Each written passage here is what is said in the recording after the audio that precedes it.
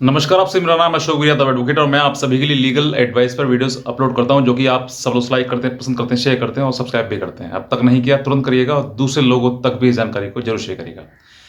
ऐसे बहुत सारे लोग हैं, जो महिलाएं हैं, जो मुझे कमेंट करते हैं कि सर महिलाओं के प्रति आप वीडियो बनाइए, और मैं बनाता भी हूँ। मैं आप मेरी वीडियो पूरी अच्छे से देखते नहीं हैं, क्योंकि मैं कॉमन जेंडर पे बात करता हूँ, ना महिलाओं के लिए ना पुरुषों के लिए। बस ये है कि जहाँ पर झूठ सामने आता है तो फिर मैं उसके लिए बताता हूँ कि आपको इस तरीके से लड़ना चाहिए। लेकिन आज मैं आपको ये वीडियो महिलाओं के लिए ही है, और महिलाएं जो है वो अपना घर परिवार किसी प्रकार से ना टूटे, उनका घर परिवार। मैं आज आपको वही ट्रिक बताऊंगा कि अगर आपको अपने ससुराल में रहने का अधिकार अगर आपको चाहिए, तो आपको ये गलती तो बिल्कुल भी नहीं करनी चाहिए। अब वो क्या गलती है, वो आपको मैं आज इस वीडियो के अंत तक बताऊंगा। आप एक एक स्टेप से बाय स्टेप देखते रहिए इस वीडियो को। और अगर आप नए हैं, तुरंत नीचे लाल रंग का बटन प्रेस कर दीजिए अगर आपको दिखाई दे रहा है तो। देखिए, अब मैं बात करता हूँ कि महिलाएं जो हैं वो, उनको कानून में अधिकार कुछ ज़्यादा ही दिए गए हैं, जिस वजह से आज के टाइम में कोर्ट भी मजबूर हो जाती है कि भाई ये महिलाओं के लिए ही कानून है, तो हमें कुछ ना कुछ उसमें आदेश पारित करना ही पड़ेगा। और फिर उस चीज़ के लिए महिलाएं कहीं ना कहीं, कुछ महिलाएं हैं जिनका जो कि कानून का दुरुपयोग कर रही हैं, झूठे मुकदमा अपने पति और पति के परिवारों पर लगा रही हैं। ये बात सिर्फ मैं नहीं कहता हूँ, लोअर कोर्ट से लेकर हाई कोर्ट और हाई कोर्ट से लेकर सुप्रीम कोर्ट तक ये बात कई जगह, कई अपने अपने जजमेंट में इस तरीके की चीज़ें आ चुकी हैं, वर्डिक्ट आ चुकी है ऑनरेबल कोर्ट की। लेकिन आज हम बात करते हैं कि अगर आप पत्नी हैं और आपको उस ससुराल में रहने का अधिकार आपको चाहिए, तो आपको ये कुछ चीज़ें करनी है। क्योंकि शादी आपने ससुराल में रहने के लिए ही करी है, ऐसा नहीं है कि आप ससुराल में ना रहना चाहती हैं। लेकिन कुछ महिलाओं का उद्देश्य है ससुराल को बर्बाद करना है, या लूटना है, या फिर वहाँ पर कुछ और ही करना है। तो मैं उसके लिए कुछ नहीं कह रहा हूँ, क्योंकि हर प्रकार की महिलाएं हैं। लेकिन उनमें से कुछ महिलाएं ऐसी भी हैं जो कि वाकई रियली उनसे कहीं ना कहीं थोड़ी बहुत भूल हुई है, गलती हो गई है, लेकिन अब जो है वो अपना परिवार बसाना चाहती हैं। क्योंकि उनको समाज की और दिन दुनिया की समझ में आ गई है कि दुनिया किस तरीके की है और मुझे क्या करना चाहिए। क्योंकि पति के अलावा इस दुनिया में आपका, आपके माँ बाप के सिवा, माँ बाप के ना होने पर कोई है ही नहीं। चाहे आपका कितना भी भला भाई हो, चाहे आपके कितनी अच्छी बहन हो, कितना भी आपको प्रेम करते हो, लेकिन फिर भी माता पिता के बाद आपके जीवन में एक पति का ही रोल रहेगा। और उसके बाद आपकी जीवन की जो प्रक्रिया है, मतलब पूरा जीवन है, वो अंत हो जाएगा, ख़त्म हो जाएगा। लेकिन जहाँ पर आप अपने पति का दामन छोड़ देती हैं, तो फिर वहाँ पर आप कभी माँ बाप के सहारे, कभी भाई के सहारे, तो कभी बहन के सहारे, या फिर कुछ महिलाएं जो है वो अपना बॉयफ्रेंड या अपने अपने जीवन दिन दुनिया में अपने खो जाती हैं। तो वो एक सामाजिक रूप से ना ही तो आपके लिए सम्मानजनक है, और ना ही आप सामाजिक रूप से सम्मान के, मतलब कुछ लोग जो आपको, आपके अपने ही होंगे, आपके रिश्तेदार होंगे, वो सम्मान की नज़रों से आपको नहीं देख पाएंगे। बहरहाल बात करते हैं कि आपको किन चीज़ों का विशेष रूप से ध्यान रखना चाहिए, क्या गलती आपको नहीं करनी चाहिए अगर आप अधिकार चाहते हैं। देखिए, आपके पास, आप पत्नी हैं, आपके पास कानून में सेक्शन 498A दहेज के जैसे आपके पास में ये मतलब अधिकार है कि आप चाहें तो आप मुकदमा आज ही दर्ज कर सकती हैं। आपके पास अधिकार है कि आप मेंटेनेंस का केस आज ही फाइल कर सकती हैं। आपके पास अधिकार है कि आप डोमेस्टिक वायलेंस का केस आज ही दाखिल कर मतलब फाइल कर सकती हैं, चाहे आपके साथ में ये सब घटनाएं हुई हों या फिर नहीं हों, इस डजेंट मैटर, लेकिन आप फाइल कर सकती हैं। वो बात की बात है कि वो लास्ट में क्या, किस तरीके से आप प्रूफ कर पाएंगे तो ठीक है, लेकिन कहीं ना कहीं इस चीज़ के लिए आप दूसरे परिवार को आसानी से प्रताड़ित कर सकती हैं, और खुद भी प्रताड़ित हो सकती हैं। क्योंकि आप मायके में रहेंगे उस दौरान, तो फिर आप भी कहीं ना कहीं प्रताड़ित और पीड़ित ही होंगे। अब बात करते हैं कि इन सब चीज़ों का किस तरीके से निस्तारण हो, क्योंकि कहीं ना कहीं आपको उस ससुराल में रहने का अधिकार चाहिए। तो देखिए, ससुराल में रहने के लिए आपको कुछ नहीं चाहिए, सिर्फ छोटी सी एक बुद्धिमत्ता चाहिए आपके लिए। अगर आपने वो फॉलो कर ली, मैं कहता हूँ आपके लिए आपका पति भी उस घर से नहीं निकाल सकता। ये 100% आपसे मैं बता रहा हूँ आपके लिए। और जब आप ससुराल में जाती हैं, तो कुछ महिलाओं का चिड़चिड़ा स्वभाव होता है, यानी कि वो बिना बात के गुस्सा करना, बिना बात के मुंह फुला के रहना ससुराल में, या फिर मैं जो घर में माँ है यानी सास है, उससे गलत सलत बोलना, कुछ जवाब का जवाब देना, बात बात पे झगड़ा करना, या नंद से झगड़ा करना, या घर में और भी हैं उन लोगों के लिए बड़ाना, बर्तन तोड़ना, घर में लड़ाई झगड़ा करना। ये सब चीज़ें एक कॉमन मानसिकता हो जाती है कि महिलाएं जो है वो झगड़ालू होती हैं। अब जो महिला झगड़ालू है वो कहीं ना कहीं उस पति बार बार, क्योंकि पति के पास आप एक अकेली महिला नहीं है, अब आपके पास आप तो हैं ही हैं उसके पास में, उसके साथ में उसके माँ बाप भी हैं, उसके भाई भी है, उसकी बहन भी है, तो वो एक पति और इतने आप सब लोग, तो सबको उसको मैनेज करना है। अब उस मैनेजमेंट में कहीं ना कहीं ब्रेक करने का काम आपका होता है, क्योंकि माँ भी अपने बेटे को बहुत प्रेम करती है, बहन भी अपने बेटे को बहुत प्रेम करती है, भाई भी और पिता भी, और आप भी करती हैं। लेकिन कहीं ना कहीं यहाँ मैनेजमेंट वहाँ टूट जाता है जहाँ पर आपका दुर्व्यवहार बाकी सब लोगों के साथ में होने लगता है।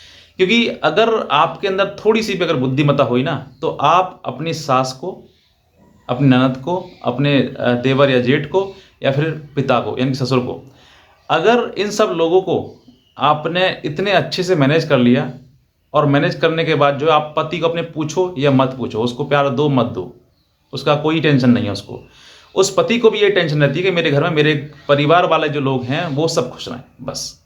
अगर आप वो चीज़, उस चीज़ की नीड आप पूरी कर देती हैं, तो मैं कहता हूँ आपका घर तोड़ने के लिए भगवान भी उतर आएंगे ना, तब भी नहीं टूट पाएगा, ये गारंटी है इस बात की। आपको सिर्फ यही मैनेजमेंट करना है कि मुझे उस सास को कैसे खुश करना है, उस ननद को कैसे खुश करना है, उस ससुर के किस तरीके से सेवा करनी है।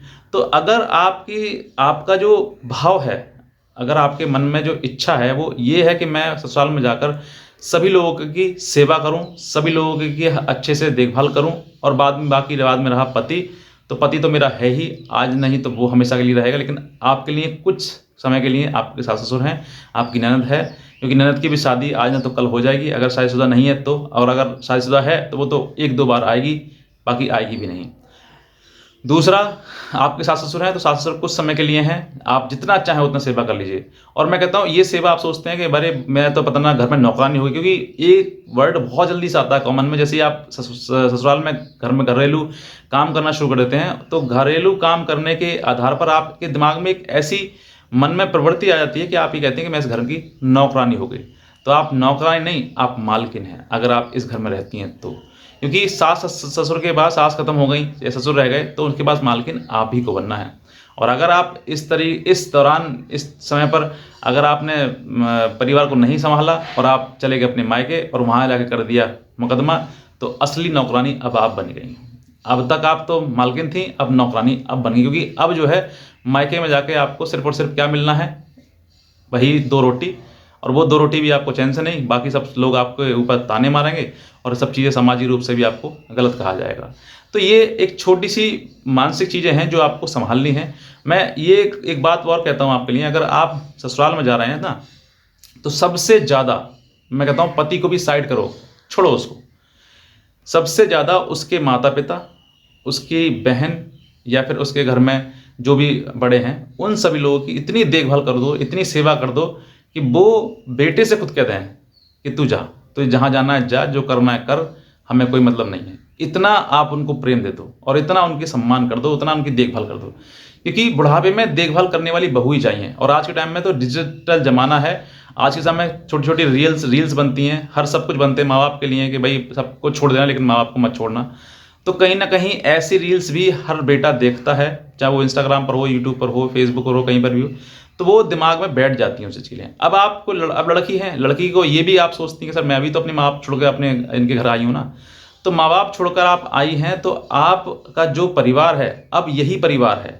आपका वो परिवार था लेकिन ये परिवार है, तो इस परिवार को आपको बनाए रखना है। अगर आप इस परिवार के वजह से, जो आज आप जीवन जी रही हैं, इस परिवार की वजह से अगर अपना इस परिवार को तोड़कर अपने मायके चली जाएंगी, तो सोच कर देखिए आप किसी भी काम की नहीं। आज भी कुंवारी, पहले भी कुंवारी, और पहले भी कुंवारी। तो आप वो सब चीज़ें मत बनाइए। मानसिकता अपने इस घर में आई हैं तो इस घर को देखिए। मदर आपकी माता हैं, आपके पिता हैं, उनका भी अपने पति से बोल दी कि आप उनका भी सम्मान करें, मैं इनका भी सम्मान करूँगी। तो अगर आप उन सब चीज़ों को मैनेज करके चलेंगे, बताएंगे सब कुछ, हाँ ये चीज़ें हैं, तो मैं कहता हूँ आपका मायका ही बना रहेगा और आपका ससुराल ही बना रहेगा, कहीं पर भी टूट नहीं सकता किसी भी कारणवश। लेकिन आपके पास अधिकार हैं, उन अधिकारों का अगर आप इस्तेमाल करेंगे तो फिर देखिए परिवार 100% टूट जाएगा।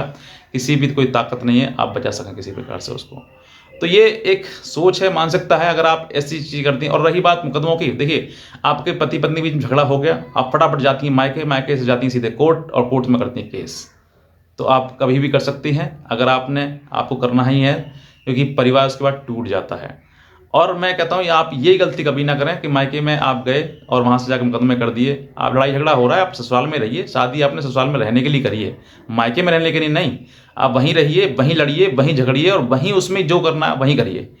लेकिन कभी भी ऐसा मत करिए कि बस आप फंदा फांसी लगाने की कोशिश कर रहे हैं, आप धमकी दे रहे हैं फांसी लगाने की, नहीं। अरे लड़ाई झगड़ा हुआ, थोड़ी देर के लिए मनमुटाव हुआ, फिर खत्म, फिर वैसे ही आ गए।